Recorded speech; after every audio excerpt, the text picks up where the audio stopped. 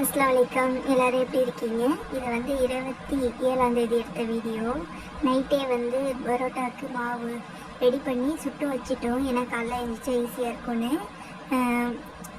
முட்டை, பால், சர்க்கரை, உப்பு, அதுக்கப்புறம் மைதா மாவு போட்டு பிசைஞ்சிட்டு எண்ணெய் ஊற்றி நல்லா தேவையான ஒரு ஊற வச்சுக்கணும். ஒரு அரை மணி நேரம் இல்லை 1 மணி நேரம் உங்களுக்கு டைம் இருக்க போல்.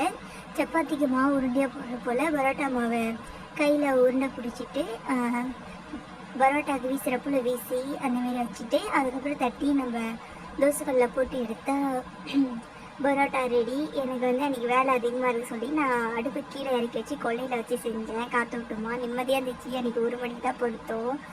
அந்த டே ஃபுல்லாக அவ்வளோ ஜாலியாக இருந்துச்சு. நைட்டு காலையில் எழுந்திரிச்சதும் வட்டலாப்பு செஞ்சுட்டு சேமியா கஞ்சி தான் முதல்ல காய்ச்சினேன். அதுக்கப்புறம் மக்ரோனி கொஞ்சோண்டு இருந்துச்சு. அந்த கஞ்சியிலே அதை போட்டு ரெடி பண்ணி வச்சுட்டோம்.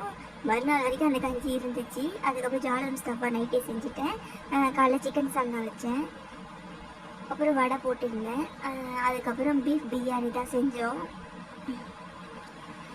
எண்ணெய் ஊற்றி வெங்காய தக்காளி, பீஃப் வேக வச்சு தண்ணி, இஞ்சி பூண்டு போட்டு வதக்கிட்டு கறி போட்டுட்டு அதுக்கப்புறம் தேவையான மசாலாலாம் போட்டு தண்ணி ஊற்றி அரிசியை போட்டு தம் விட்டாச்சு.